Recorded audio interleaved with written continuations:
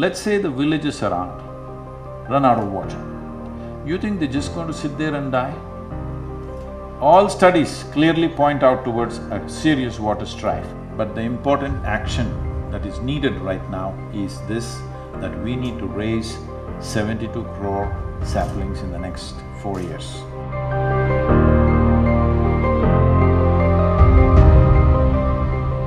We are very happy to announce that the Karnataka Premier League, KPL, will be partnering with Rally for Rivers, Cauvery Calling, and will make this movement as their social cause partner during this KPL season.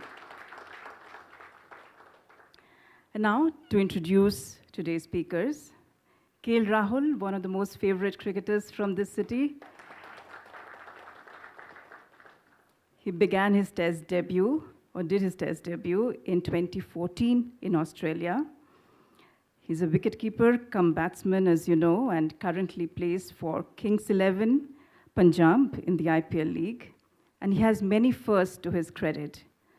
He became the first Indian to score a century on one-day international debut. Rahul has also set the record for the fastest Indian batsman, or fastest batsman to have scored centuries in all three formats in just 20 innings. And Sadhguru is one of the leading batsmen of the country, now batting strongly for the environmental causes, perhaps the only light that we have. Before I invite the speakers onto the stage, so today the conversation between Sadhguru and Rahul will last for about an hour, after which you will have an opportunity to pose your questions for the next 30 minutes. Thank you. And with that, I invite Sadhguru and Rahul onto the stage.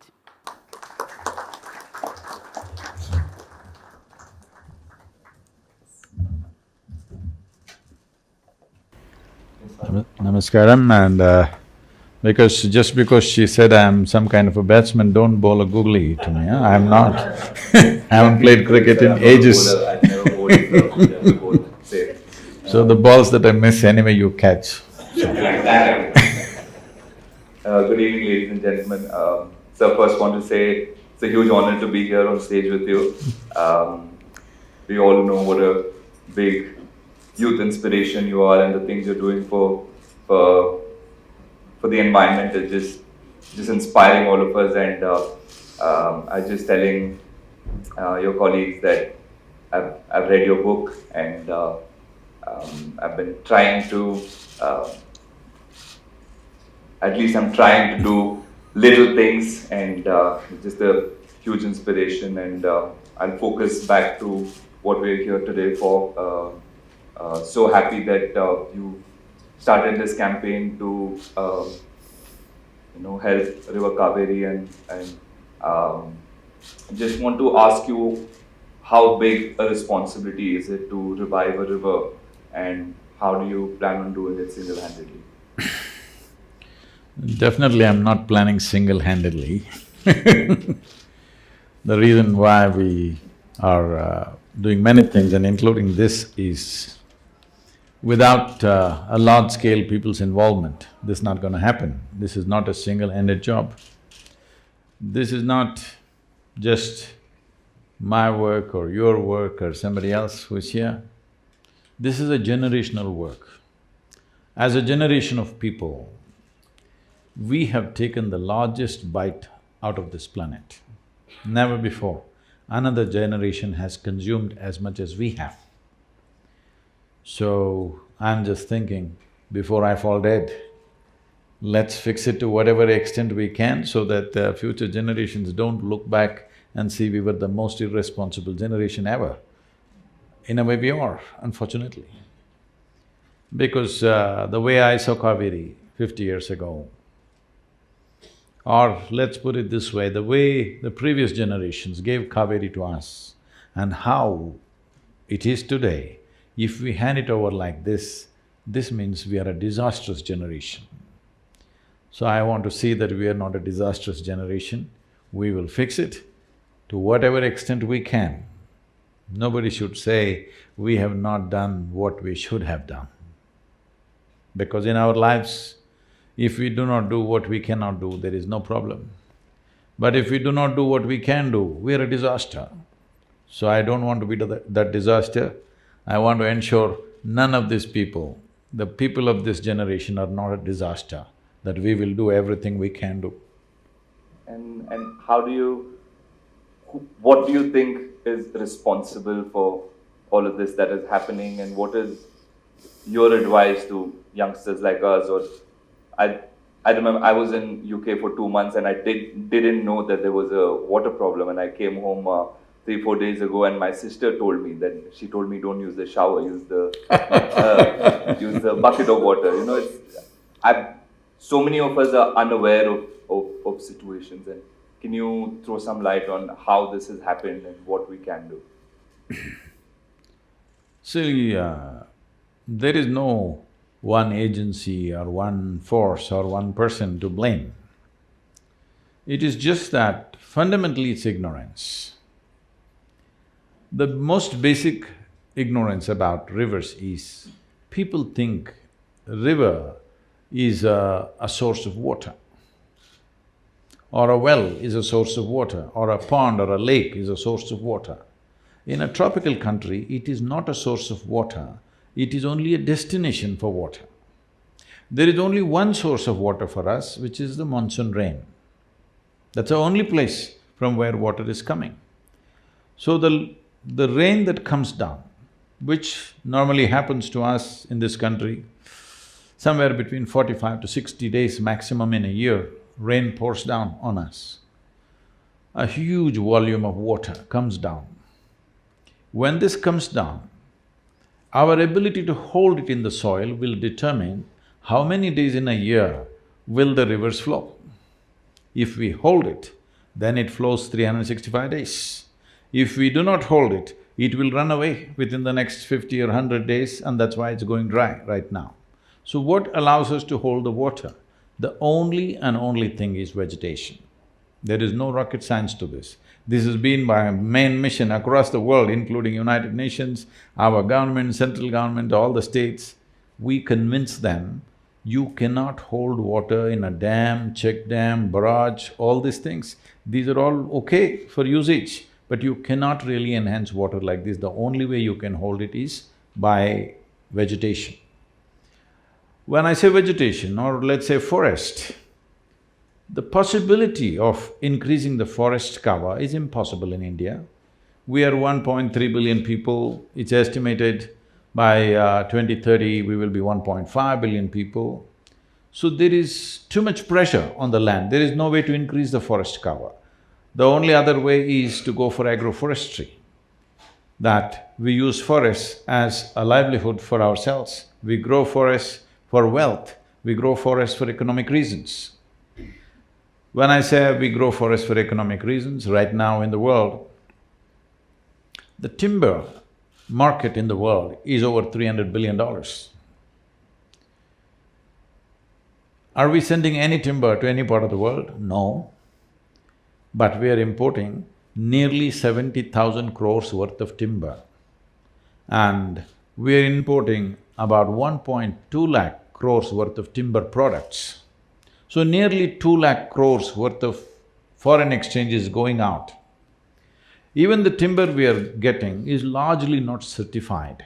That means somewhere somebody is cutting forests.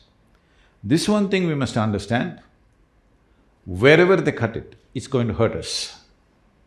Doesn't matter where they cut it in South America or Africa, wherever they cut it, in some way it is hurting us. It may not hurt us tomorrow morning, but it'll hurt us after a few years. So, one thing is, it is a great economic plan for our farmers, because our farm situation is such. In Karnataka, 71% of the farmers are on distress loans. In Tamil Nadu, 82% of the farmers are in distress loans. What a distress loan means is, the person who has taken the loan has simply no means to pay back. So he is distressed. It is like if you're earning 10 rupees, you took 2 rupees loan and we see that you can pay back. You're earning 10 rupees, but you have taken a 100 rupee loan, we know that there is no way for you to pay back. And interest is multiplying. So the only thing he can do is default or run away or sell the land or hang from a tree. This is a tragic condition in the country, where in the last 15 years, over 300,000 farmers have committed suicide, 300,000. The 4 wars that India has had, 3 with Pakistan and 1 with China, 300,000 people did not die on both the sides put together. Our soldiers and the enemy soldiers put together, 300,000 did not happen. But that's the number of farmers who have died in the last 10 to 15 years' time. So, this could escalate big time, or total breakdown of social and economic situations can happen because 65 to 70% of the population in this particular trade called agriculture. And there is no scale to agriculture because land holdings are so small. So, we have converted nearly 70,000 farmers in Tamil Nadu. Every year we are adding a few hundred farmers converting into agroforestry. We could go like this, but it would just take maybe another 2 to 3 generations before we achieve what we want to achieve. So right now, Cauvery culling is an effort where I want to crush the time. In 12 years' time, we can do this if the necessary economic incentives come from the government. To one part, till we achieve 50% success, if there is economic incentive, after that even that will not be necessary because people will see how beneficial it is. On an average in Karnataka, they're earning 44,000 per hectare per year. In Tamil Nadu, they're earning around 46 to 48,000. But within the first 5 years, the first 5-year average is 3.2 lakhs per hectare. This is what the agroforestry people are earning. In the first 10 years, it's 4.6 lakhs per hectare. In 15 years' time, it is 13 lakhs per hectare. This is how they're earning. If once every farmer sees that this is the kind of benefit he has, even a part of his land, if he goes in for agroforestry, he will not need any kind of bank loans. When we come to bank loan, we must understand, well, you're a young man, you have not seen these things. When we were young, in 1969, when Government of India nationalized all the banks. You come from Bangalore or… Yes. So, a lot of banks started from Bangalore, Canara Bank, Syndicate Bank, what is the other one? Vijaya Bank, all these. All these things were nationalized. What… nationalization is a nice word. What it is, we just took all your wealth without any compensation. You understand? You're running a bank, that means you had a few thousand crores, but we just took it, the nation. Such a cruel act we did because we wanted to ensure that the rural populations have access to banking. And it made a huge difference, it's been a revolution in the country. But now what is happening is, the solution that we have for farmers' distressed loans is, whenever the election is coming, every state is going about saying, no need to pay back the loan. See, it's very simple. If I give you 100 rupees and somebody comes and says, you don't have to pay him back. All right, I lost my 100 rupees. Next time, even if you say I'm dying, I will not give you 10 rupees. Yes or no? Hello? Is this not the way society will work? If it is assured that you're not going to pay me back, even if you say it is the most dire emergency, I'm not going to give you a rupee anyway. This is what is happening once again. Once again, we're pushing the farmer back into the moneylender's hand, where the interest rate is 60 to 70% per annum. This is a clear death knell for the farmer if he falls back into the hands of the moneylenders once again from proper banking. This whole revolution of nationalization of banks and making rural economies to be flush with banking money is being destroyed right now. But if agroforestry comes in with a little bit of support from the government, the farmer need not go to the bank, he will have enough money. And this is not a new idea or a concept. If those of you old enough, you're old, Shiva? You're old You've been around all the time, since I was born. So, people know that in southern India, in any agricultural land, always there were minimum 25 to 50 trees, always, at least on the boundary.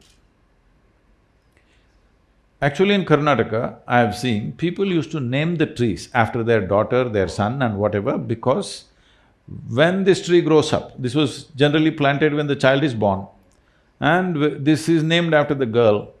When this girl grows up and she needs to marry, she's 18, 20 years of age, now this tree is ripe. If I cut this tree, her marriage is taken care of. Those days, I know, 8 to 10,000 rupees they get out of a tree, marriage is taken care of, son wants to go to the university, his thing is taken care of. So this was the economy of the rural places. I know this very well because at that time I was on the farm, I was actually in agriculture. About 40 years ago, massive usage of chemical fertilizers started.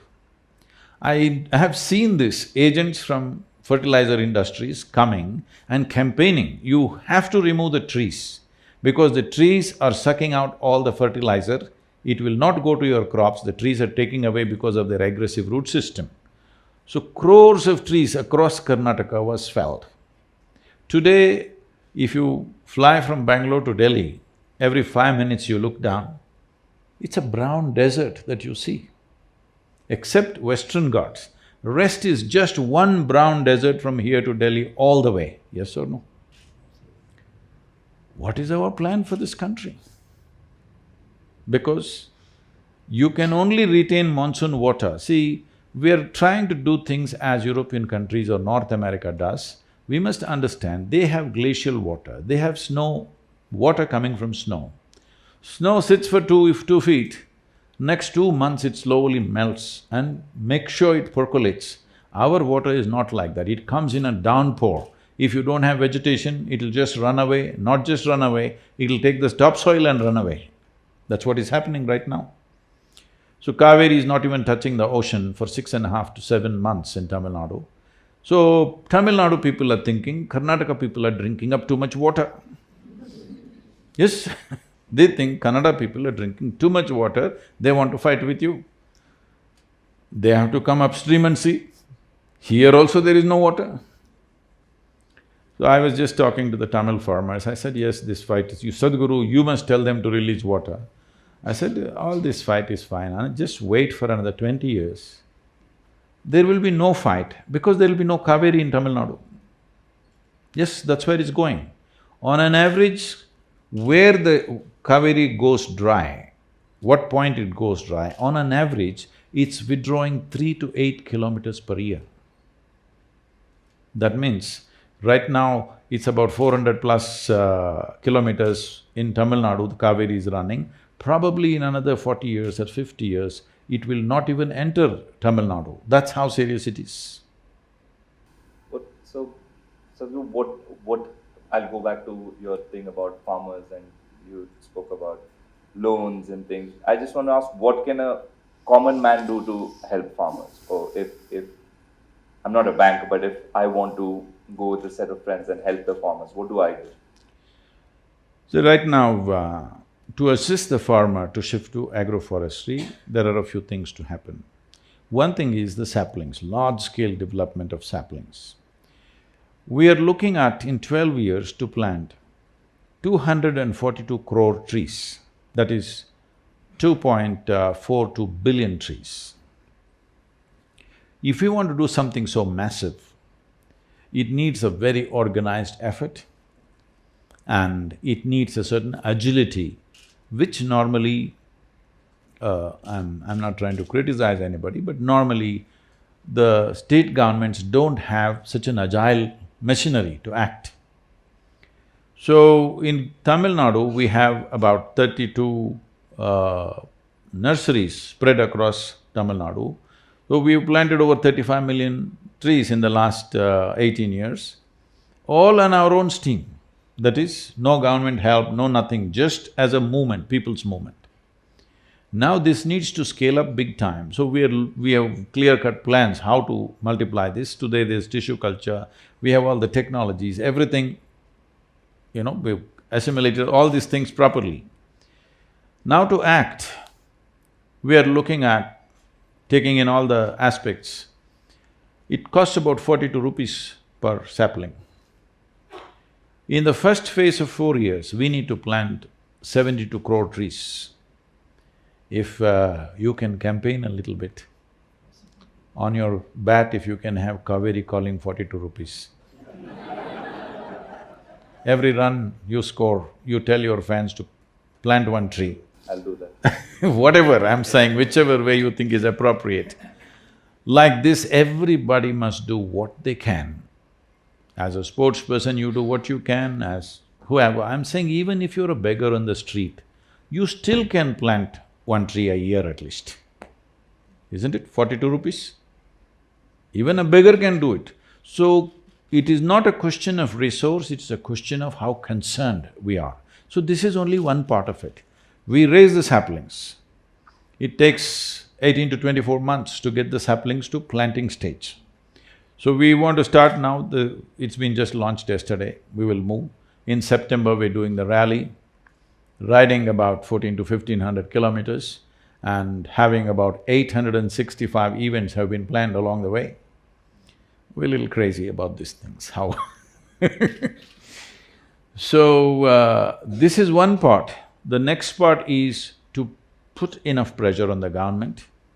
We have spoken to the Jal Shakti minister, most probably he may come and flag off the event. The environment minister, important thing is to release the trees. Releasing the trees means in this country, if you grow a tree on your own land and you cut it, tomorrow you can get arrested. Okay? So, we got 18 species of trees released, that if you cut them, there is no problem. But still high-value trees are not released. I'm saying, I've put this to the central government, the laws should become like this. Right now, there are laws. These are British-made laws. You know the English. How much do you really know? They made these laws that if you own the land, you own only the top 8 feet of soil. Beneath that, it belongs to the government. So most people do not know this, the water in your well actually belongs to the government. Today, Tamil Nadu is exercising this right. They're saying if you want to hit a bore well, you need government permission. You cannot dig a well in your land as you feel. You have to take a license, otherwise they will not let you take the groundwater because it belongs to the government. I'm pushing for a law, anything that's in my land should belong to me. If I hit water, oil, gold, diamond, whatever the hell is there in my land should belong to me. It should belong to the farmer. So if I'm doing badly, it belongs to me. If I do well, it belongs to you. What kind of law is this? So, only if we hit some civilizational aspects, let's say I'm digging and I found Manjadaro in my land, then you can come and take it. Any wealth must belong to me. You can tax it, but you can't take it, isn't it? You should not be able to take it, but right now that's how it is. So we're pushing for laws like this. Above all trees, whatever I grow, as I cut my paddy or sugarcane or whatever else, similarly, whatever else I grow, I must be able to cut it. Right now, we've been talking to various governments and these funny things are happening.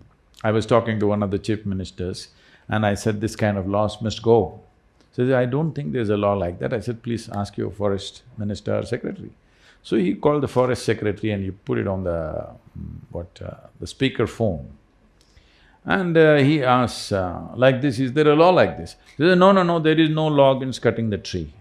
Then he says, no law. I said, is it true? I can't cut a tree and take it, right? Yes, you cannot transport it. What am I supposed to do, have my own cremation in my land? I cut a tree and I cannot transport it. What is it? It's for my cremation or what? I'm storing up. I'm saying a tree is a wealth. The wealth should belong to the farmer. This is very important. So as a part of this, we are pushing for a timber board. As there is a coffee board, tea board, other things, We want people to understand that timber need not necessarily be a forest produce, it can be an agricultural produce. That's what we want to change the picture. Sadhguru, we know with Cauvery depleting, it is going to cause a lot of problems for Karnataka and Tamil Nadu for sure. But why would a different state want to help? Do you think people do? I'm sure people do think like that. It's Yes, your yes. troubles, you face it. Why do we have to help you? But we must understand this, that this is not just Kaveri's problem. Krishna has depleted over 77%. Godavari has depleted over 42%. Narmada has depleted over 60%. Ganga has depleted over 37% or so. So it is not one state's problem or two states' problem. It is all over the place. Only thing is, if we successfully demonstrate that you can turn the river around, a major river.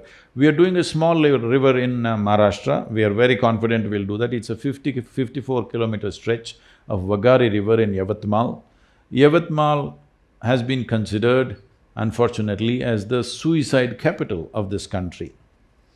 So, this is a small space, we've taken that up as a first project, already state government is involved, very proactive state government, and 415 crore budget has been put on it. This will be so, in another 4 to 5 years, we will ensure even now, these 9,600 families who are in this region, we've put volunteers there, everybody has a helpline, that if there is any distress, they can call.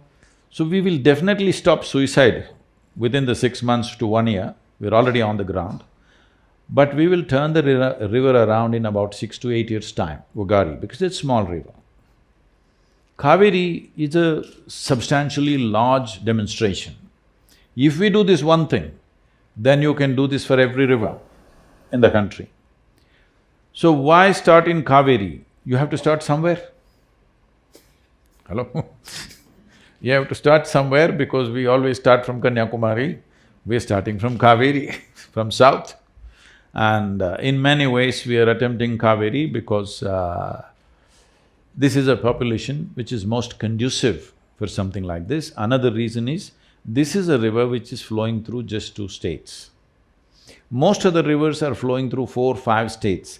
Getting those 4, 5 states together is a much more complex affair rather than these 2. And these 2 states, right now, there is a background of water distress. I foresaw this distress almost 8 years ago, that this is going to be happening. And because there is such a distress, both in Chennai and Bengaluru is getting there rapidly, I think it'll be a successful process here than anywhere else because you still can't talk to other cities. You must understand this, water distress is not today. If you've seen old movies, you will see the women folk are carrying a pot or a bindige, and walking, and of course the hero will go romance, sing songs around her, everything. It's all right for the actress because she's carrying an empty pot. But in the village, the woman is carrying 15 kilograms on her head and walking. No song will come out of her, all right? She cannot even open her mouth because she's carrying such a huge weight. So we thought this is romantic. No, every day she spends half her life just carrying water. So in Tamil Nadu, it is very popular in the culture, they'll say if something really nasty is happening in a home or anywhere, they say this is like Kolai Sunday. That is, they go and fight near the tap, the women. So 2 women are fighting, they say this is like Kolai Sunday. It's become culture. So when women were fighting, women folk have been fighting at the taps for a long time, that it's become a cultural thing. Why were they fighting? Is entertainment? They were not fighting for fun. Every day they have to go and stand near the tap, there's a long queue, but the damn tap is wet only for half an hour, 1 hour. If it gets over, you have to fight and jump the queue somehow. So when women were fighting, abuses were flowing endlessly. Now men have entered the scene because the situation has become more dire. Once men enter, deaths are happening, they're killing each other. Naturally, women were doing verbal fights, Now physical fights are happening. You heard one death happened in Tamil Nadu, many fights, physical fights have happened. In UP, a pregnant woman was killed just 4 days ago because men are entering the fight now. Now killings will happen. It's not far away when this can happen large scale, because you must see, if we fail to rejuvenate this soil and this water, the civil strife that is waiting on our hands is big. It doesn't matter, cricketers, IPL has grown big, spiritual process is happening, businesses are happening, IT revolution is happening in Bengaluru city.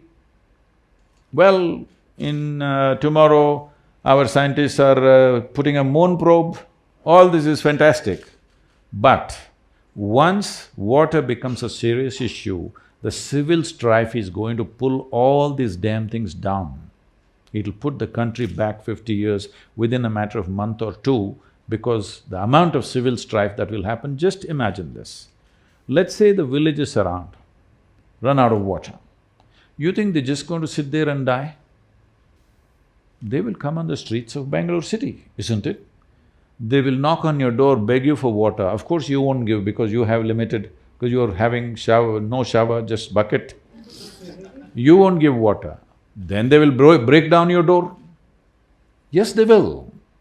Let's not underestimate this. This is not to paint a doomsday picture, because the depletion that is happening at the rate at which it is happening, all studies clearly point out towards a serious water strife. Water strife will naturally transform itself into a civil strife.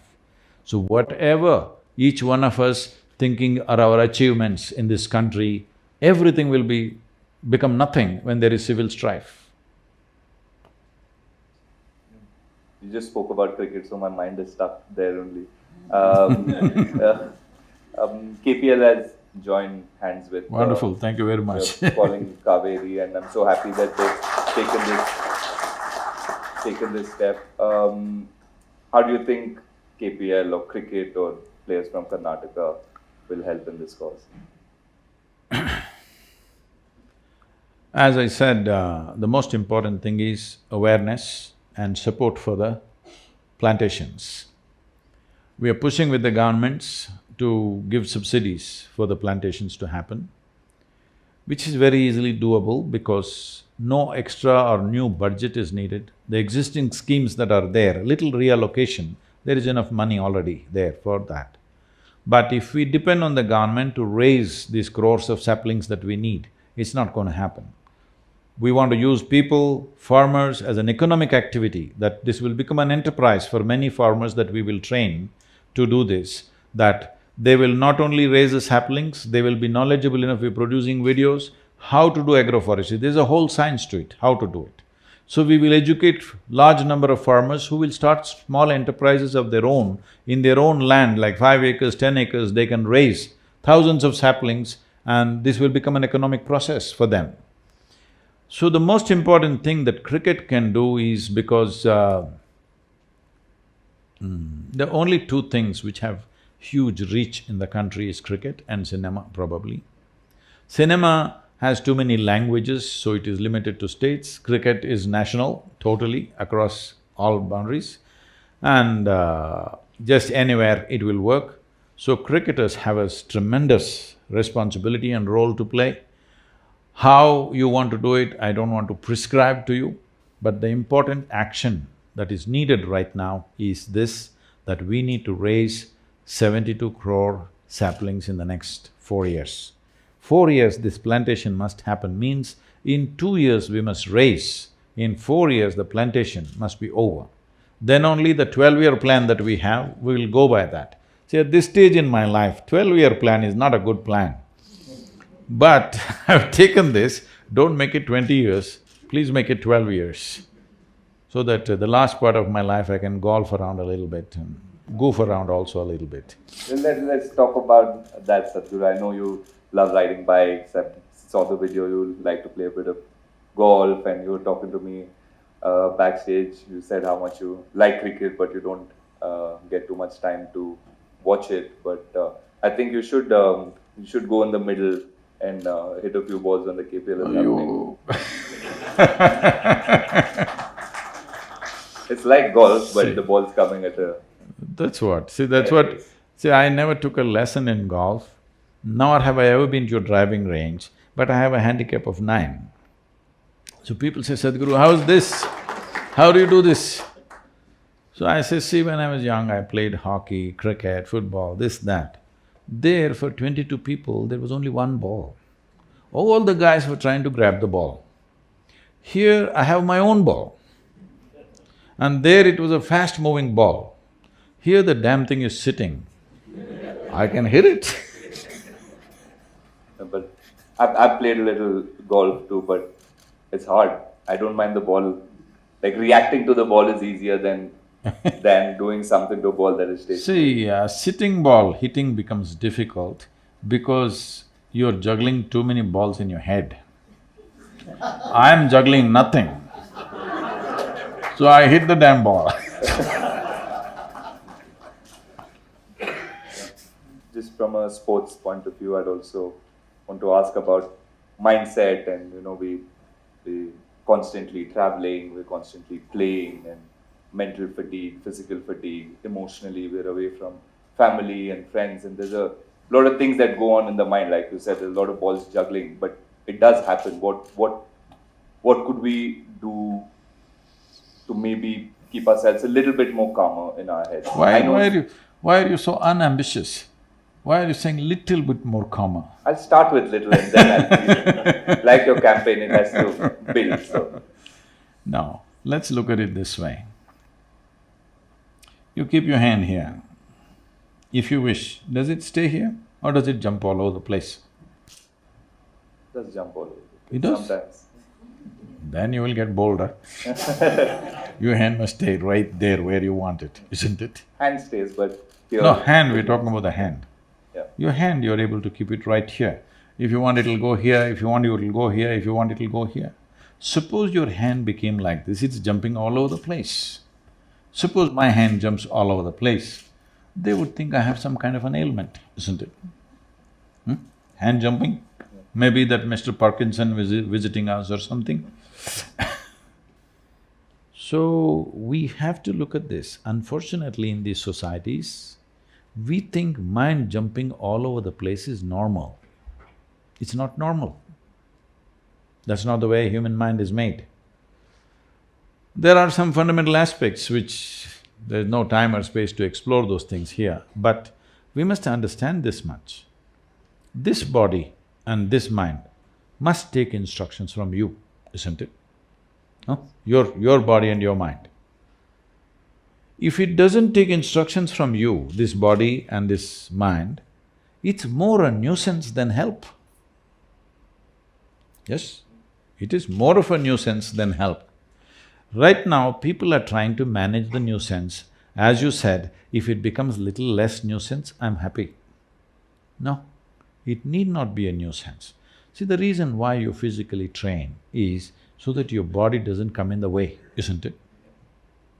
See, the idea of training is not to put your body out there, that when I'm performing activity, my body is not in my way, it's not my tripping point. My body is behind me, supporting me, not knocking me down. That's the idea of physical training. Similarly, there should have been substantial mental training, but training means people are having a psychologist. That is when you're ill. Hello? Trying to change attitudes, it's not about attitudes, it's about understanding the mechanism of how this mental structure functions. As physiology functions, the psychological framework functions with a certain parameters. If you do not understand that and handle it, then it is only by chance on a certain day you are in the zone. Rest of the time, it's a risk.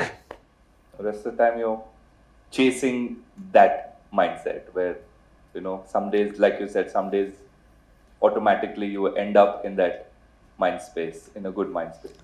And after that, that is where you want to be. So rest of the time you're chasing it. See, a game is subject to various realities. It's not all you. There's also somebody who's throwing the ball in tricky ways, all right? It's not all you. You're only 50%. The other 50% is there all over the place. So that 50% must happen. You cannot do 100%. Even if you're as brilliant as you can be, you could be gone first ball. That's the nature of the game, all right? If that nature of the game is removed, then there's no game. If every time you can hit it, then there's no game. You cannot hit it, that is the game, isn't it? So leaving that part, this 50%, which is your 100%, that must happen every day, even if you change your underwear.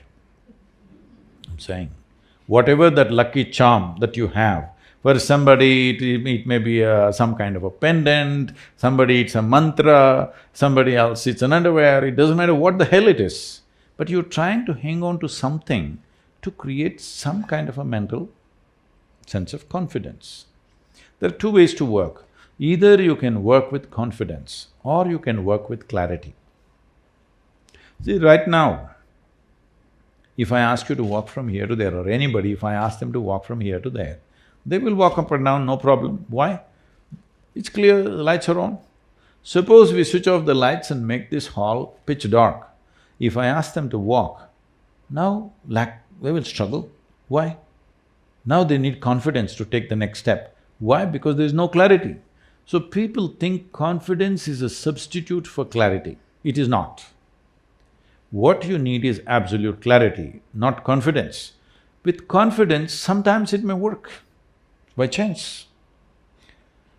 It's like, let's say you want to cross the highway where traffic is moving at a certain speed.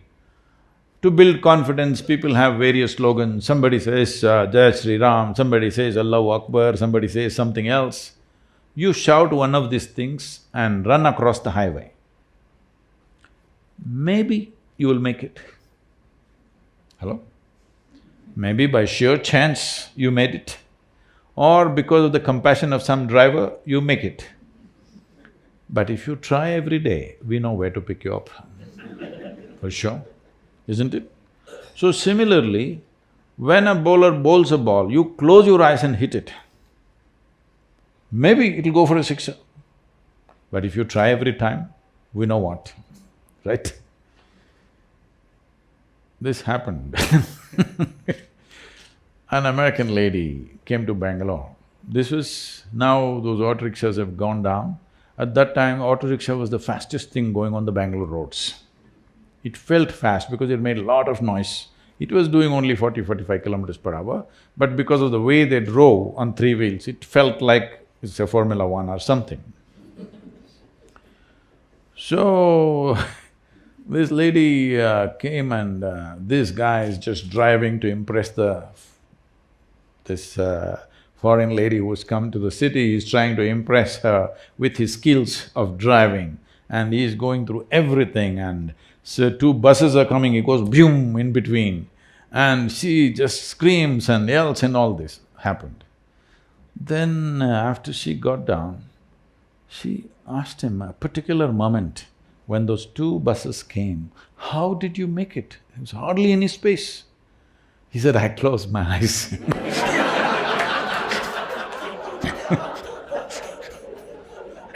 So she came and told me, those terrible three-wheelers. So if you close your eyes, sometimes it just works. So this is what confidence means.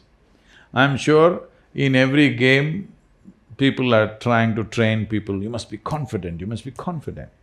No, you should not be confident, because confident means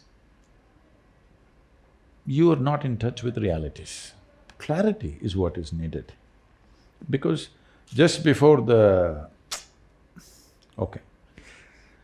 So we were, like I was talking to a group of journalists, and this is at that time when Pakistan was playing in India for the one-day internationals which were going on. Sadhguru, how to beat Pakistan, please tell us. I said, if you want to beat Pakistan, you don't call Indian cricket team, call Indian army. Okay. Why do you want to beat Pakistan? You just have to hit the ball. Hello? You just have to hit the ball. I was training this, Indian hockey team and at one time, and later after 3-4 years, I'm walking in Chennai airport. KPS Gill was heading the thing. And all these… that old players who came to us, the senior players, they were all out. Whole bunch of young players, almost 6 or 7 of them were all tribal boys from Delhi, Turkey to others, all 18 to 22 age group. These boys are for the first time going out of the country for championships trophy to Germany. They're all wide-eyed, they've never traveled outside and it's the first time. And they're not from cities, they're tribal boys. So somebody is giving them pep talk in Hindi, I can't repeat all the words. He's saying, "Desh ka izzat aapka," something. Your parents' honor is in your hands. 1 billion people's hopes are in your hands. Like this, he's giving pep talk.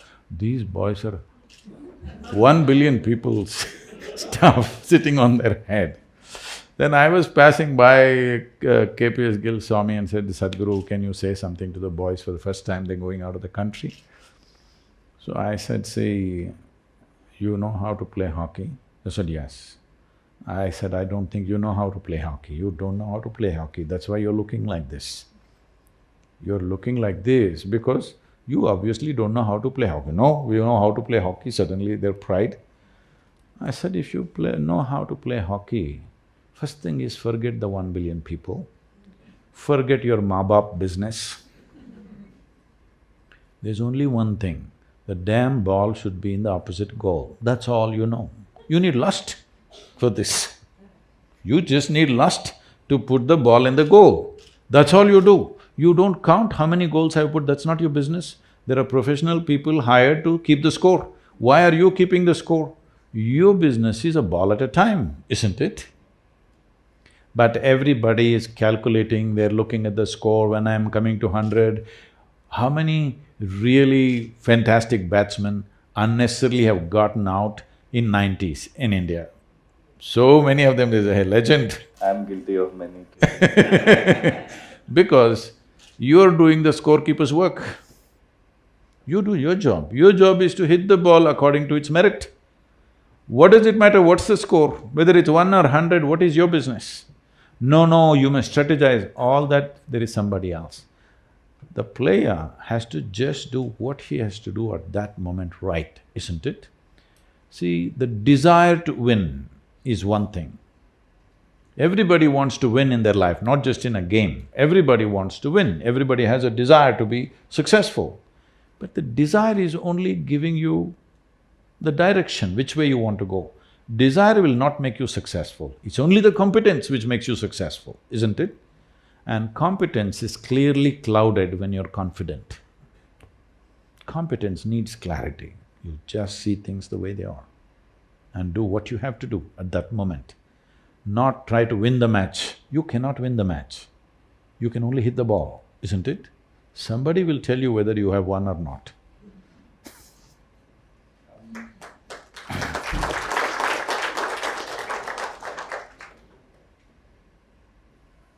Happiness, there's… Professional happiness makes me the happiest.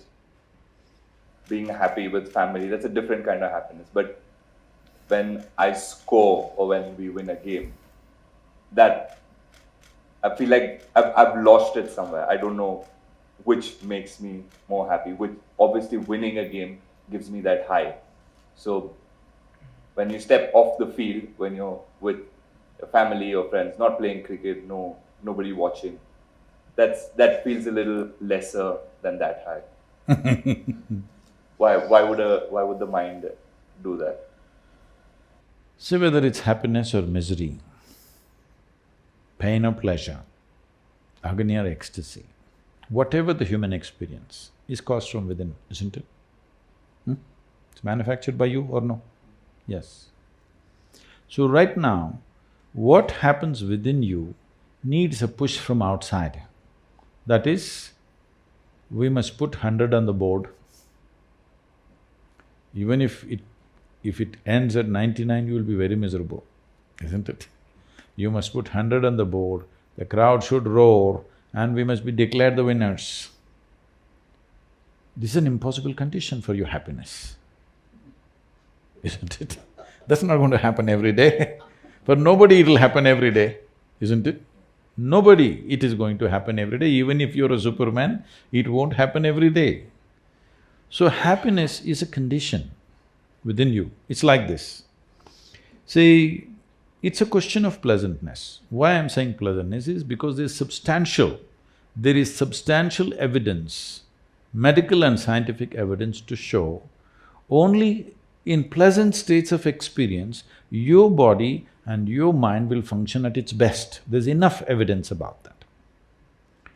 So if you want to play cricket well or anything well, you must be able to harness this body and this brain. That's the only way, isn't it? If you harness this body's prowess and the mental prowess in the right sense, that action will happen in the best possible way for any human being, whatever the nature of activity. Now, pleasant states of experience means this: if body is pleasant, we call this health. It's needed. Hello? You want to be pleasant in your body or no? If it becomes very pleasant, we call it pleasure. If your mind is pleasant, we call this peace. If it becomes very pleasant, we call it joy. If your emotions are pleasant, we call this love. If it becomes very pleasant, we call it compassion. If your very life energies are pleasant, we call this bliss. If it becomes very pleasant, we call it ecstasy. If your surroundings are pleasant, we call this success. Right now what you're doing is, you are going for the last one, success. To create the last pleasantness around us, let's say in this hall we want a pleasant atmosphere, we need the cooperation of all these people, otherwise it won't happen, isn't it? But I want to be pleasant in my body, mind, emotion and energy is 100% my business, isn't it? This one thing if you do, that your body, mind, emotion and energies are always pleasant. Now, outside pleasantness, it's a question of skill. It's a question of times in which we exist, I'm saying. Suppose you were here in Bengaluru city, let's say 500 years ago, you wouldn't be playing cricket, maybe you would be breaking coconuts or something, I don't know. Yes or no? So what we are doing right now is just a consequence of time, isn't it? Because of the times in which we exist, we are doing certain things, that's not the important thing. The important thing is, my body, my mind, my emotion, my energies are at highest level of pleasantness. If it's like this, if I'm ecstatic, will I hit the ball well? What do you think? I think so. Yes, 100%. Because your body and your mind will not come in your way. There are other things, of course. Outside situations are there. Maybe it's a ball that nobody can hit sometimes. That's a different matter, but you are not the issue. This one thing everybody must do in their life, in your life, you're not the issue. There are 1,000 other issues to handle. But this should not be the issue. Once this is not the issue, you will effortlessly handle other issues. This doesn't mean everything will work your way, but what best you can do will happen in your life. As I said earlier, what we cannot do, it did not happen, that doesn't matter. What we can do did not happen, this is a disaster, isn't it?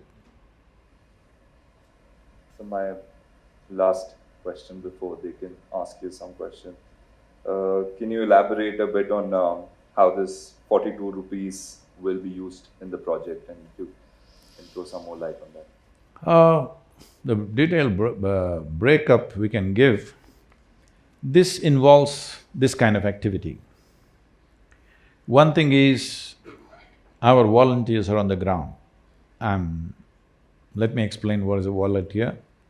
When we did the Rally for Rivers, the entire Isha Foundation is a volunteer force. But apart from that, when we went for Rally for Rivers, I gave a call to the youth of this nation that for 3 years, if you can focus your life on India's rivers, we can make a huge difference. So they said, but Sadhguru, we don't know anything about river, we don't know what is environment, how to fix it, what… I said, you don't worry about that, we run a 4-month-long training programs for this. I said, there's only one qualification you need. That is, you must suspend one thought in your head. That is, what about me? This one thought you suspend for 3 years, I will see, we will make you into a Nadivira. Hundreds of them came forth. Many of them resigned well-paying jobs. A few of them halfway through their PhDs, they dropped their studies and they are with us. Now, for Cauvery calling, we are going to call many, many more. In Yavatmal region, they're meeting every family. They're just on the ground, meeting every family in the region to make sure they know what they need to do to come out of their present situation. This is what has not happened in this country. The last mile, nobody is willing to walk. Somebody makes the policy up there, somebody allots the finance, somebody eats up half of it somewhere, all kinds of things happen. But nobody is going to that last man and telling him what he needs to do. What is it that he needs to do? Unless he does the right thing, there is no solution. It is just academic, we are just talking about it. Solution will happen only when it touches the last man. Fortunately today, we have various kinds of mediums through which we can communicate. We don't have to necessarily physically meet 5 million farmers in this region. We can communicate in many different ways, we will be using every possible means to do that. So all this costs money, but that is not the major thing. The major thing is, we need to lease large tracts of lands and you need soil. In most of the places where they give you land, the soil is not suitable, so you will have to transport soil. So you need transportation and whole infrastructure to do that. All this we are doing on a certain scale in Tamil Nadu already, but this scale needs a huge push. So these 42 rupees, how it is managed is, we have a board of people, a responsible board. In this there is a Supreme Court judge, there is the World Wildlife Fund chairperson, there is a chairperson of your star woman entrepreneur in your city, Kiran Majumdar is on it. We have 2 former chairpersons of ISRO, that is the Indian Space Research Organization. We have the topmost water expert in the country. We have a person who started the farmer producer organization movement, he's considered the father of FPOs. So there is a responsible board. This entire Cauvery Calling Fund is going to be managed by an internationally reputed auditing firm under the aegis of this board. This Cauvery Calling account is not managed by Isha Foundation or me or anybody concerned with me. This is managed by this group of people, and we are also bringing in few more people from Karnataka and Tamil Nadu to be a part of this management. So it is being managed in a responsible way, the way it should be, and accounts will be put on for public viewing because an international accounting firm is going to manage this. So nobody need to fear what will happen to the money if that is a concern. They need not fear, this is the best way to do it. And how exactly this 42 rupees will get divided, we must understand this on the ground realities. In different kinds of lands, in different kinds of terrains, in different kinds of social situations, this money will vary. In some place we may be able to manufacture, to be able to produce a sapling for 25 rupees. In some place it may be 100 rupees. So on this, on an average, we have calculated 42 rupees. So this variation will happen, it's not like exactly everything will cost. See, for example, this involves about 15 different kinds of species of trees, the agroforestry basic module. The larger module involves about 80 different species of trees. There are some species of trees that we can make it for 5 rupees. There are places where our volunteers are doing, where every weekend thousands of them will come together and produce this at their own cost. This one may happen for 5 rupees. There is another kind of timber tree which will take probably 200 rupees. So calculating all this, we have arrived at this 42 rupee number. So it should not be looked at, okay, this is only this much packet, why did it cost 40 rupees? That's not the way, on an average. But the important thing is, it is well managed by the most responsible people that you can find in the country. And to ask a question, please put your hands up and… Microphone. Good evening, everyone. Pranam Sadhguru. Hello, Rahul. My name is Dhanush. My question is, it's relating to an article published in today's Hindu newspaper, The Hindu. It's about reforestation in Philippines. So in 1900, 65% of Philippines was covered with forest. In 1987, due to commercial deforestation, it was reduced to 21%. So after that, which government took an initiative, and by 2010, it was increased to 26%, which is a average growth. So Philippines has now introduced a program in which it makes it mandatory for each elementary, high school and college student to plant 10 trees before graduating. So the sites where to plant are advised to them by government. So as Rahul pointed out in today's conversation, what a common man can do, and the framework which you replied as to 242 crore trees has to be planted in next 12 years. So I consider it's a matter of choice, like we can do it or we may not do it. So why not, given the unconscious scale in which humanity is living today and the immediate need for redressing the environmental chaos, isn't compulsion, as in a law, the best way out? So why not make planting trees or saving a river a compulsion, maybe by a law, as in Philippines? Thank you. They are Filipinos, we are Indians. You're underestimating us. It's very different. And above all, you must understand this. See, there is no forest land. Very little forest land is left to do plantations.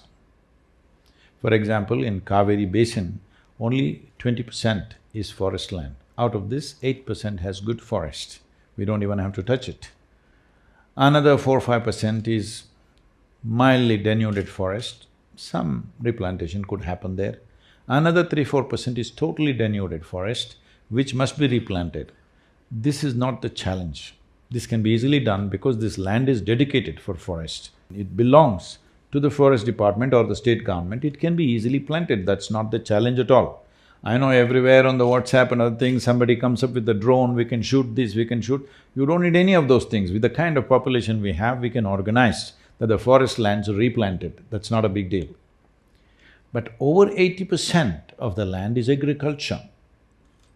This is the thing we need to understand, because all the time these activists and others are going on trying to hit some industry. Because hitting an industry is a kind of a… it's a fashionable thing in the country. When you want to hit somebody, hit some industry and say, they're doing this, they're doing that. Though all of us are consuming those products. You must understand, industry in India occupies less than 1% of the land. Agriculture in India occupies 84% of the land. People do not know the difference between polluting the river and depletion of rivers. For example, in Bengaluru city, you had over 1,000 lakes about 70 years ago. Today you have 80 lakes left. Out of these 80, only 17 lakes have fresh water. The remaining lakes have sewage water. So you still have a lake only because of sewage. People think the water is polluted. No, there is only sewage water. If sewage water is stopped, there will be no lake.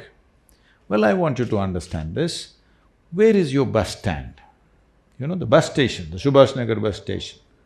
Dharmambudi Lake, all right. Those of you who come from Mysore, where is your exhibition? Lake? Where is your playground? Lake? So we think we're doing great, all right. You need to understand all the lakes in the city have been turned into bus stands, playgrounds, all kinds of things.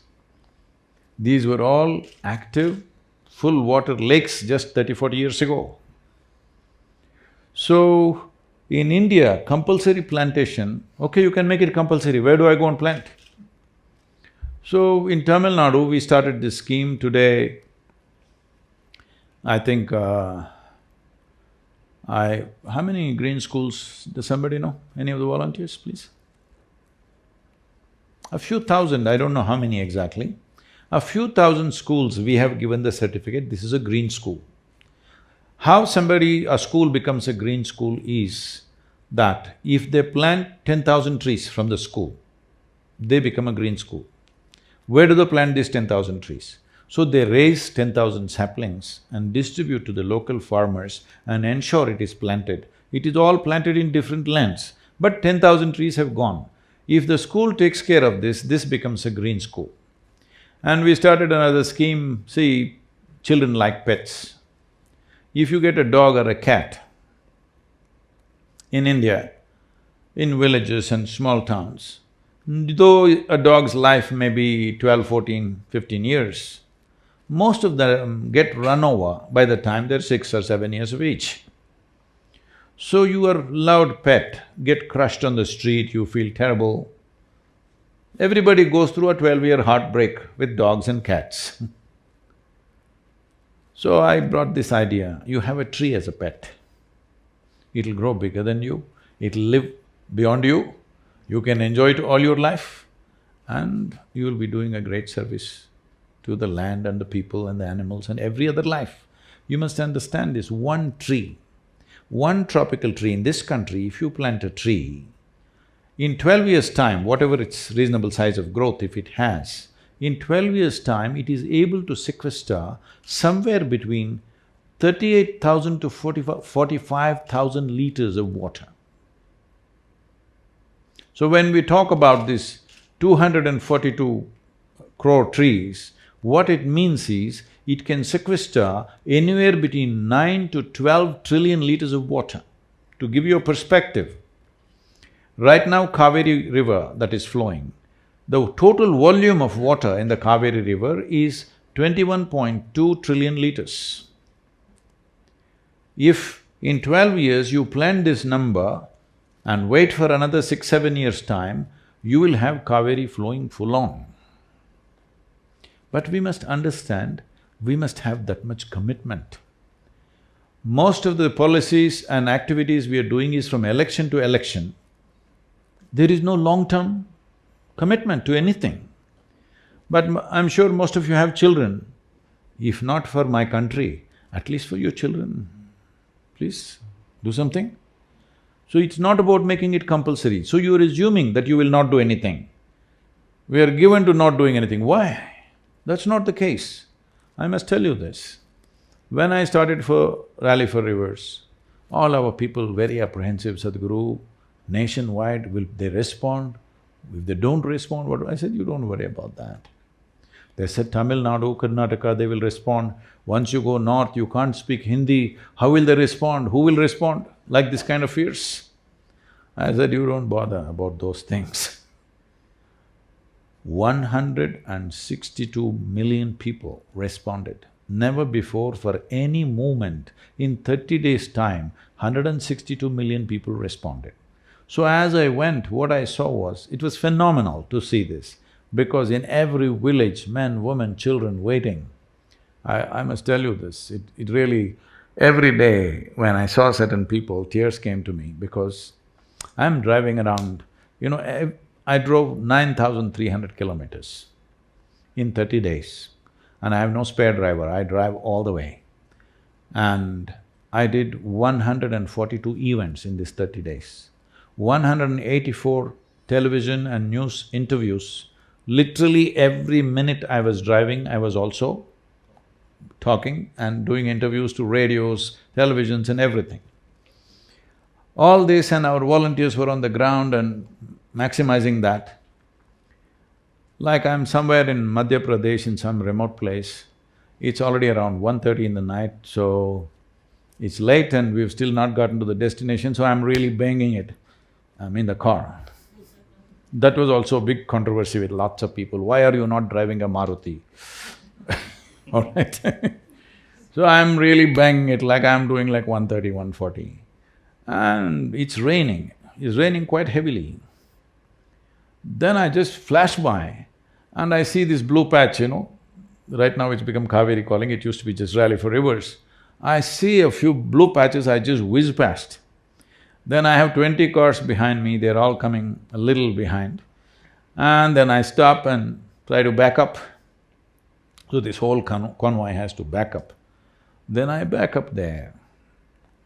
Then I've already gone literally another 300, 400 meters and back up. And there's an old lady, must be over 65 kind of lady, a village person, and a 12-year-old girl and one 7, 8-year-old boy, all three of them holding Rally for Rivers and waiting at 1:30 in the night. What do you do with these people? I'm saying that's a commitment people have if you do it the right way, and people will respond. And all of you educated people who live in Bangalore, whatever I am saying today, you take this commitment, you'll at least make it 100 times over, amplify it. The entire nation responded that way only because that many people were behind the movement. The governments acted with such agility. I gave the Rally for Rivers document, which is a 760-page recommendations for how to manage rivers. When I gave this to the Prime Minister at 6:20 in the evening, I put it in his hand. Next day morning by 11:30, we get a call from the Prime Minister's office that he's formed a special committee and they want the soft copy. I thought, this is fantastic.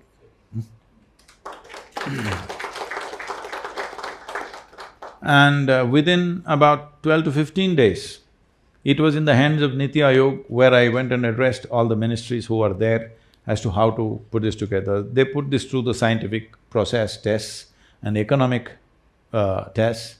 Once it passed, in about 2.5 months' time, less than 2.5 months' time, Rally for Rivers recommendation in total, without one word changing, it went as a official recommendation to all the 29 states. Four states are proactive and they're doing good work. Another 4, 5 states, we have MOUs, we are working with them. Rest of them are little… that includes you, little sleepy mode. We need a crisis. We need a crisis to act. Well, right now Chennai has run out of water. Tamil Nadu people will act now, I know. Will Karnataka wait for Bangalore to go dry and then act, or are we sensible enough to act now? This is all the question is. So make it compulsory for the children. Why? We are the ones who destroyed this land, isn't it? Hello? We as a generation have destroyed this land. Why are you thinking children should plant? They will be most willing if you just tell them, okay? We will do that. Every school, every college, all these things we will do. But you're talking about making it compulsory. Is it not a shame that it has to be compulsory, that we should take care of our children's future? It should be compulsory, you must care for your children. How bad is that? I don't want to do that. I don't want it to be compulsory. If you want to destroy this land, if you want to take away the future of the people of this land, I want you to understand, people have money and means, they're all transporting their children to other countries. But there are millions and millions of people here who cannot do that. 1 billion people who cannot do that. And as I said earlier, before the civil strife breaks out in a big way, when it'll be out of control, you can either apply… First thing when in India, when civil strife happens, they'll cut the trees and throw it on the highway. At that time, you can't talk to them, plant a tree, do this, do that nonsense. Right now, it's still in control. This is the time to do it. There is a solution.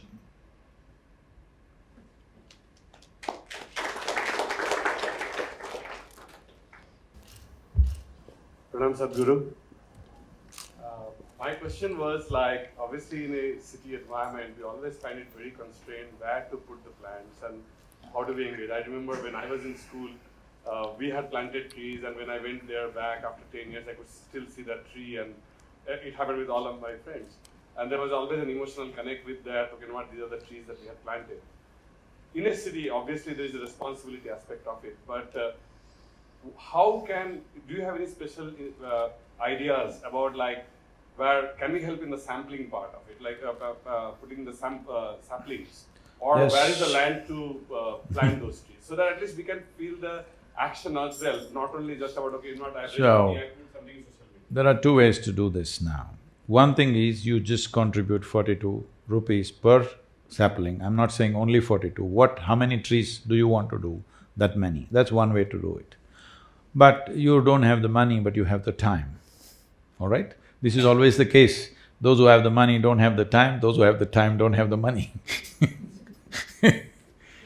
So, you don't have the money. Can't you raise 125 saplings in your home and after 1 year you hand it over to us? We will hold schemes and plans for all these things, how every citizen can participate, how every adult, child, man, woman, everybody can participate. These things will be unleashed, we will put it on the social media, how to do it, where to do it, everything. But in your home, even if you're living in an apartment home, 25 saplings you could raise, isn't it? You will have the joy of seeing them growing in your balcony. Possible or no? Even if you have a two-bedroom house, you can still do it. Yes or no?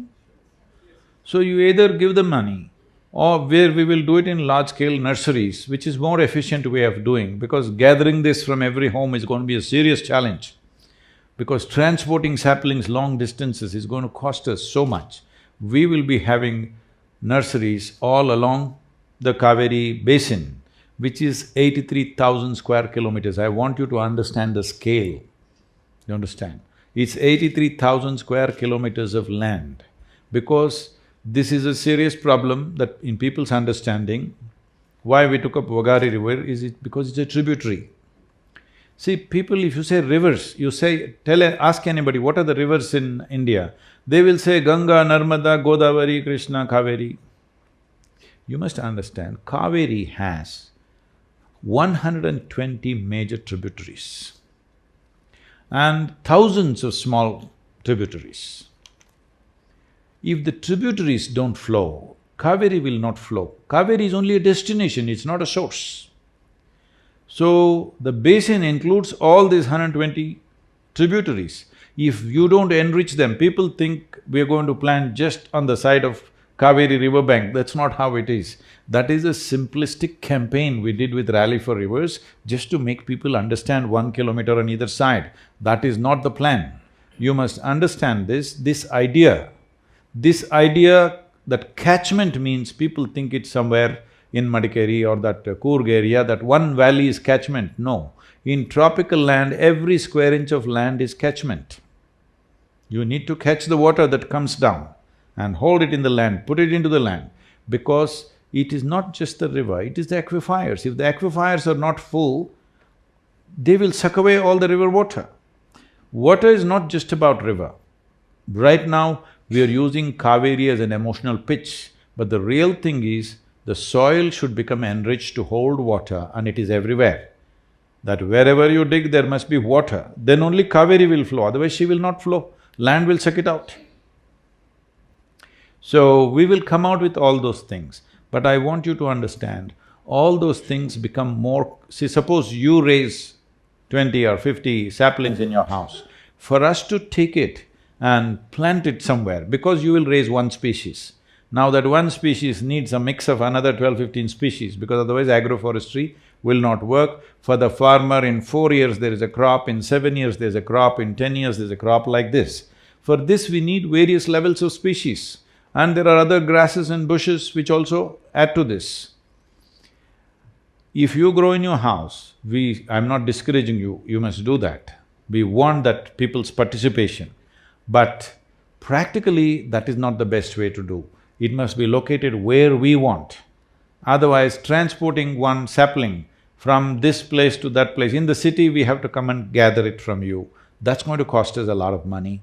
Well, we can do it on a voluntary basis, that all of you bring it to one place, but that preservation, let's say we gather it in some school ground, we have to water those saplings. If we cannot water there, it starts drying up, then the media will start making scandal out of it. See, these people got the saplings and they couldn't water it. I'm saying there are many complexities. I want you to understand, I'm made like this. When I sit down and look at something, I think of every damn problem there is. every damn problem there is. I don't tell all those problems to everybody around me because they will fear it'll not happen. For every problem there is a solution. It is just that we need to do in that precise manner, all right? Ask him, for every ball does he hit the same shot? Hello? No, for every ball there is a precise shot. Last shot was a great shot. This shot, the ball was different. If you try the same shot, you're back home. Isn't it? The same goes for every aspect of life. This strategic approach to ecological issues in the country has just never happened, you understand, till now. This is the time to do it.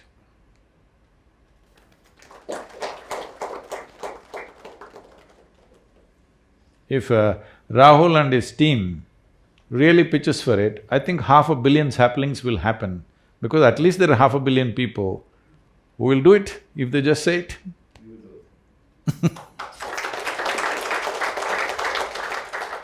Good evening, Sadhguru. Hey, what are you doing here? Came to hear you. So I have two questions. One is, when are we playing golf next? I'm playing tomorrow, it's up to you. Okay.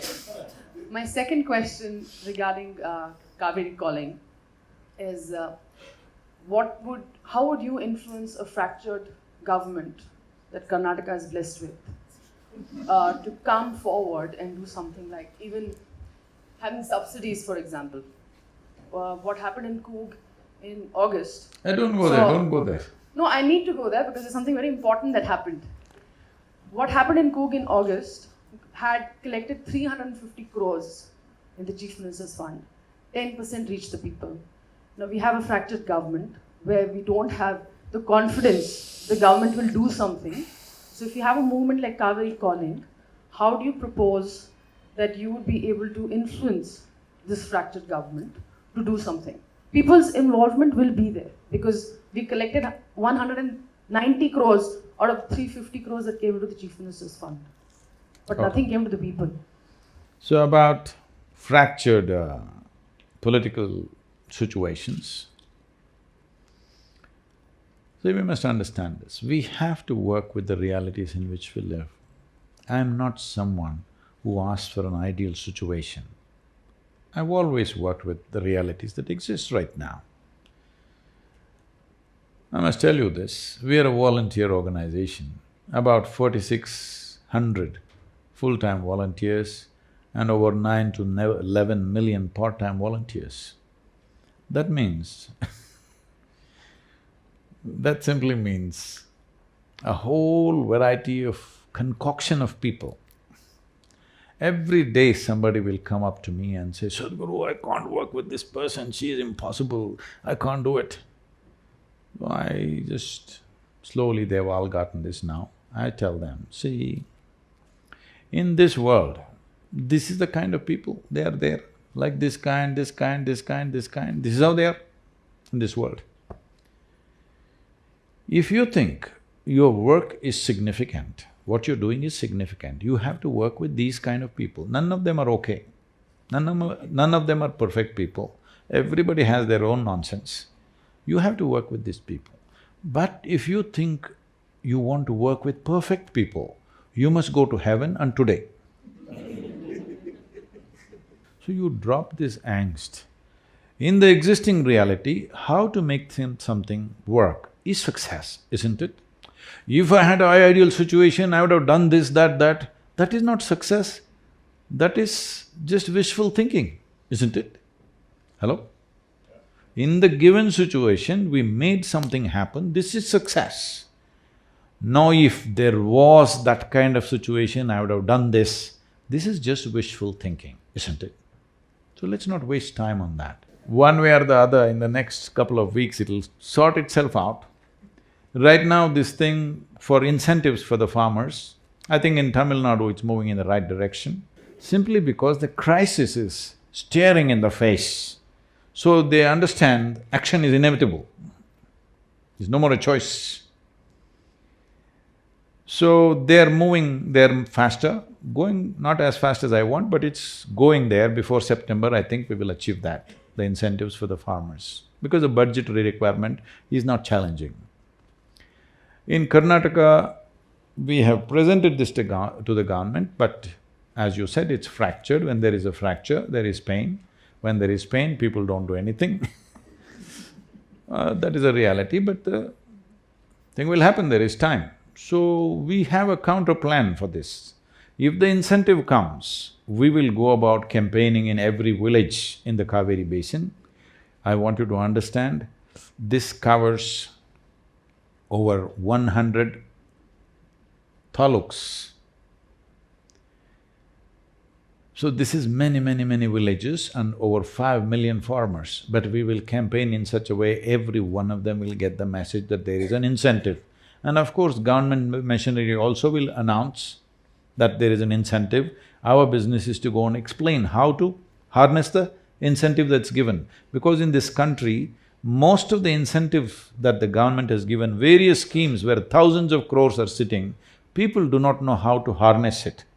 Because there is a huge problem of you have to fill 112 application forms, and not everybody has the endurance to last for the century of forms.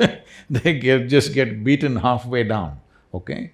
So we will see how to facilitate this. But suppose they do not announce the incentive, then we are using the rally as a way to put pressure on the government. So both ways you must be with me, you understand? If the incentive comes, it is about doing activity. If the incentive doesn't come, it's about putting pressure on the government. Both ways it must work.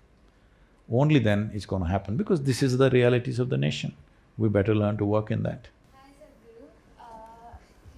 I have two questions. One is… Have you seen Lady Gaga? Huh? Have you? So you must hold the microphone like this, yeah. Okay. The first question is, yes, many people will support this this campaign and this for planting the trees. But how can we assure that these trees which we plant will not get cut? And No, they will be cut. Agroforestry means they will be cut. I want you to understand this. Why will I plant trees in my land that I cannot cut? Why will I do it? This is why nobody is planting. If only I can cut it and use it, and it's an economic process for me, I will cut and I will plant and I will cut and I will plant, this culture will continue. If you don't allow me to cut, why will I plant? Because first of all, you must understand, there is no free terrain for you to plant millions of trees. There is no such place in the country. If you want a farmer who has small patches of land to plant a tree, he must have the right to cut. This is a law that we're trying to change. Right now, there are laws that if you cut a tree in your own land, they will arrest you. We want that to go absolutely. We've released 18 species, but we want to release everything. That I can grow what I want and cut it when I want, and I do whatever I want with what I cut. It's nobody's business. Only then farmers will grow trees, not otherwise. So only city people are thinking that farmers should plant trees in their land and not cut it so that you can go and enjoy it. It doesn't work like that, it's his land, it's his livelihood. It must be cut, that's what I'm saying.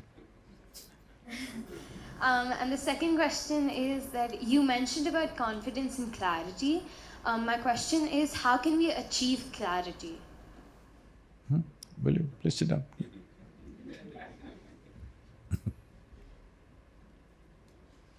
See, suppose your eyes are a little foggy, you go and get glasses, isn't it? Suddenly you wore your prescription glasses, suddenly everything is clear. So you did not improve the world, you only improved your eyesight, isn't it? Hello? Suddenly the world looks better. The world you did not improve in any sense. So you must understand, confidence is about action. This is not about action, this is about the way I am. My eyes are clear. What I will do with it? I may plant trees, I may hit a cricket ball, I may hit a golf ball, or I may drive, I may do whatever nonsense I want, all right? The important thing is my eyes are clear.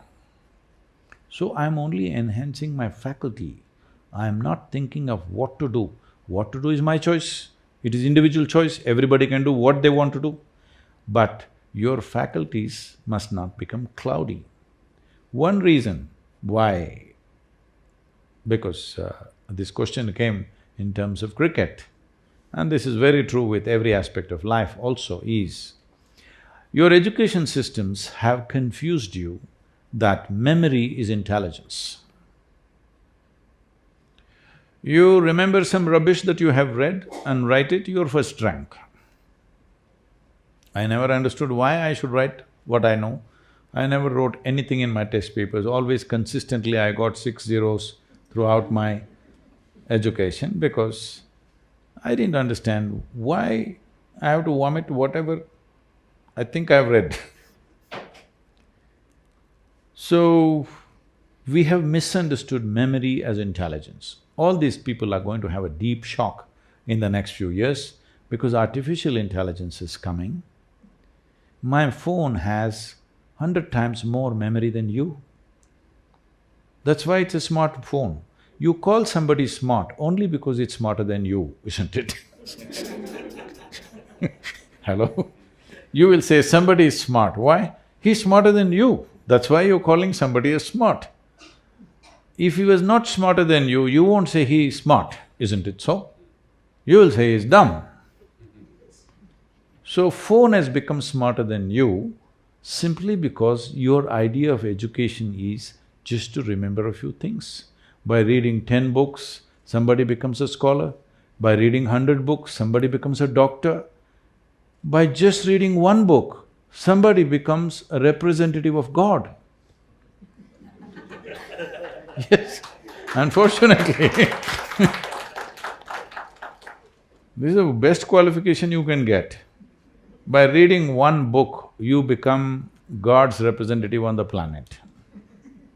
Fantastic, isn't it?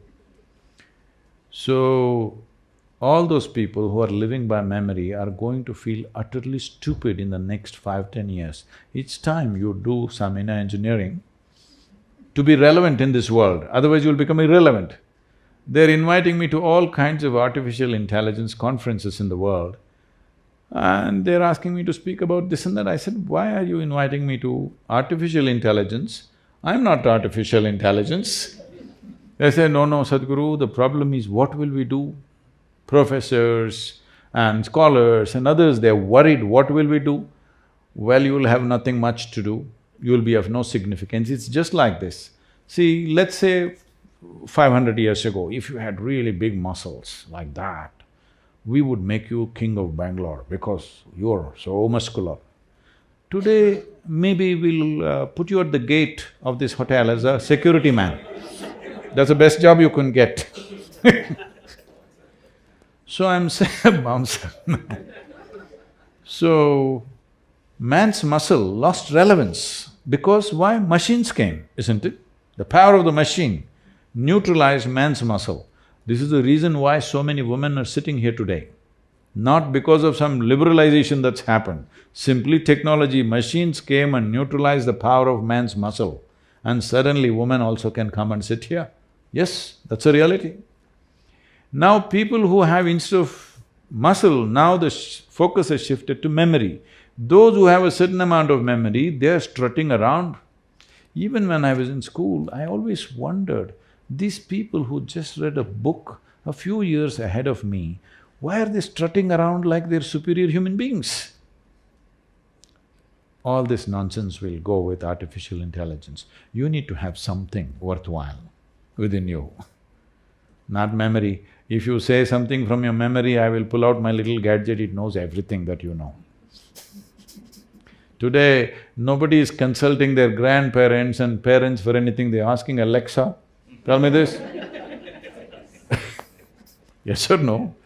So, you need to understand this, that clarity will come to you only when you're not contaminated by memory. When you know how to keep your memory aside and simply look at things, this needs little training. Your education systems have messed you up, making you misunderstand memory as intelligence. Intelligence is a different dimension, memory is a different dimension. These two things, if you hold it separately, you will be crystal clear every moment of your life.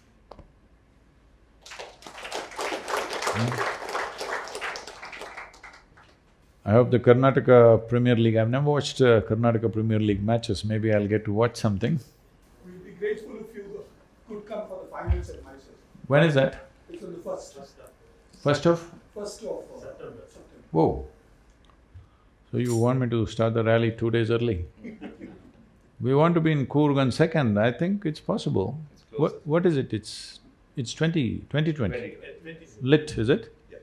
Floodlit, in the evening. I think I'm there then, 1st September. Positive. Ground is beautifully made in the middle of the university. Which is the ground you're playing? The place the Mysore University has given us the ground. But that's not… there's no grass in it. I've played. Now is it? Now we Oh, we all played on rough ground and half my knee skin have left there.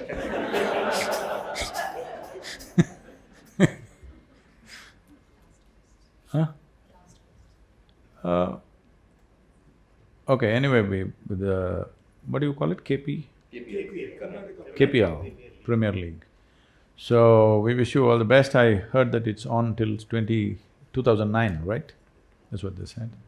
So, let this happen. I think finals I'll be there. 1st September I'm on the way anyway. So, it's important that the cricketing world stands up for this. And this is not one day's work. As I said, this Cauvery is a 12-year project. I feel in a matter of 5 to 6 years, if we have pushed it to a certain volume, the rest of the country and the rest of the rivers and river basins will pick it up by themselves. It's bound to happen. We will make certain policy changes at the center level, but the problem is, river is a concurrent subject. That is between the center and state. Center can only recommend, it's the state that needs to act. So the political scenario in the country is such now, most of the states are ruled by one party. I think this is the best time to make it happen, because if we convince the center, it can happen on all these states quite effortlessly. So we're… that way, I think politically, we're in a good space for national movement, but we need to show Karnataka and Tamil Nadu has this responsibility of showing a massive level of success. Then only it will take off everywhere else. Namaskaram, Sadhguru. I just wanted to ask you one thing. What are your views on the Make It Ratu project, which is being planned by the Karnataka government, and it is said that the Karnataka government is claiming that it will end the Bengaluru water woes, but it is vehemently opposed by the Tamil Nadu state government. And it's also said that this project will wipe out 52 square kilometers of core forest area. I just wanted to know how this Cauvery calling initiative will address this. See, everywhere in the world, people have understood what is the science of hydrology. And whatever they did 100 years ago, they're all changing it. In United States, over 900 major dams have been decommissioned because they see this is the most disastrous thing you can do. In India's geography, almost there's simply no room for building more dams unless you want to completely destroy everything. You must understand, an average temperature of over 32 to 35 degrees when it is there, if you hold water in a large lake, the evaporation in about 90 days is approximately 65%. So you want to evaporate all the land, all the water that is flowing through this is all knee-jerk kind of thing. So you're only talking further about how to exploit more. Instead of seeing how to revitalize, we are still thinking how to exploit more. Because most governments unfortunately think election to election. There is no long-term thought. But we must understand ecological situations have to be thought 50 to 100 years at least. At least 50 to 100 years. You can't think 3 to 4 years. This is 3 to 4 year thought. Right now we're in power. The problem is just this. See, if a particular government or all of you, if you plant millions of trees, your nameplate will not grow on the tree. That's a problem with the tree. But if you build a dam, you can carve it on the stone and put it there. Many dams in Karnataka have gone dry, all right, already. But your nameplate is there. This foolish man built this dam. I want you to understand, there was a time when the English suddenly left us in 1947, there's no infrastructure in the country. Something had to be done to survive. That time we did desperate things, built all kinds of dams, whatever. It's okay what we have done, we don't have to do post-mortem of that. But that time is over. Now there is a whole deeper understanding of everything, how it works. Now you're still talking about what we did 50 years ago and say, I will do the same thing. Because you have no sense of what's happening now in the world. And this is a tropical country. Holding water is not the solution. We need to generate water in the groundwater. We must understand India is the only country which is exploiting over 80% of groundwater. I'll tell you my experience in Bangalore. This is almost 40 years ago when I was running a construction business, and we got some contract in Majestic area. We were supposed to put concrete columns. We just dug 5-6 feet. It's full of water. You won't believe this. Every pit we put 10 HP diesel engine motors, but we could not empty the water, we could not put concrete into that. That's how it was. Today, I don't know, maybe you have to go 500 feet at least. Huh? In this city area? 1,000 feet. So you know what you have done.